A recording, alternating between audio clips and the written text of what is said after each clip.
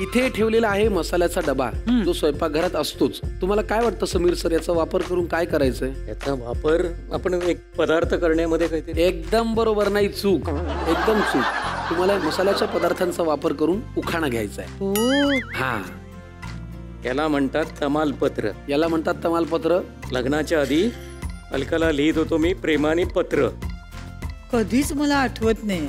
आता उखाणा म्हणून मी घेतला त्यावेळेला. उखाण्यापायी खोटं नका बोलू सर. लिहायचात का नाही लिहायचात? लिहित नव्हते कधी? नाही, होतो पण मनातल्या मनात. एक्सप्रेस उखाणा आपल्याला मिळाला, बाकी प्रेमपत्र राहिले मनातल्या मनात. तुम्ही खरा घ्या या. माझ्या हातात आहे दगडफूल. बर. समीरचं वागणं बघताना अजूनही त्यात दिसतं एक छोटंसं मूल. हा फार छान उखाणा आहे, फार छान उखाणा आहे. फार मजा आली आज तुम्ही येऊन आमचा इथे उखाणा घेतलात आणि आमचा मान वाढवला. शब्दांचं यमक जुळून तुम्ही मारलेला आहे उखाण्याचा बंबर. सर, माझं वाक्य आहे का? शब्दांचं यमक जुळून तुम्ही मारलेला आहे उखाण्याचा बंबर.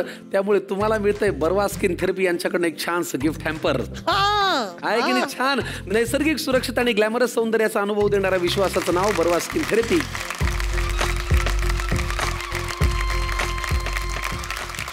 आता मात्र आपल्याला मूळ मुद्द्याला हात घालायचा आहे. समीर सर, तुमची लव्ह रेसिपी काय?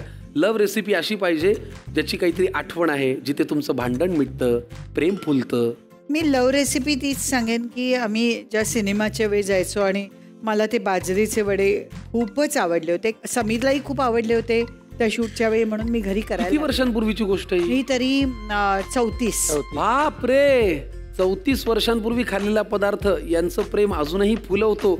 याचाच अर्थ लक्षात घ्या. मी जे तुम्हाला ओरडून ओरडून सांगतो की काळजाची वाट ही पोटातून जाते. अगदी. त्यामुळे त्या आठवणी जाग्या करूया आणि पौष्टिक बाजरीचे वडे, बरोबर, हा पदार्थ आपण करूया. लागणारं साहित्य ताबडतोब घेऊन या. लागणारं साहित्य सांगा आम्हाला. हे बाजरीचं पीठ, गोडा मसाला, तीळ, आल्याची हे पेस्ट, कोथिंबीर, साखर थोडीशी, ओवा, लाल तिखट, धणे जिरे पावडर आणि मीठ. वा, अगदी बेसिक साहित्य आहे. अगदी म्हणजे घरामध्ये ताबडतोब अवेलेबल असतं, पटकन करू शकतो आणि पौष्टिकही आहे. येस. मी आधी ही कढई ठेवून देते इथे तळण्यासाठी आणि हा बाउल घेते. बर. यात हे बाजरीचं पीठ घालते.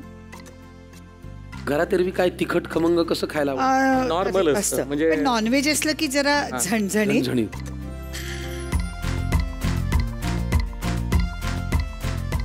बाजरीच्या पिठामध्ये आपण काय काय सगळं घातलं. मीठ घातलं, थोडंसं लाल तिखट, हे सगळं आपलं साहित्य थोडं थोडं वापरलं.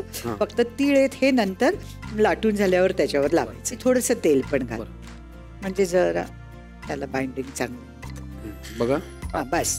आता पाणी जवळजवळ आपण जसं भाजणीचे वडे करतो बस तसंच हे घट्ट मळायचं. बर. आणि ह्याचे वडे थापायचे आणि त्यावर तीळ लावायचे. म्हणजे थंडीत तर अजून उत्तम आहार आहे हा. हो, कारण बाजरी थोडी उष्ण असते ना. आणि हे तीळ पण. हो. नंतर एक पोरगी आली एकदम धीट, आणि ती व्यक्ती म्हणजे अहिल्या वेसकर.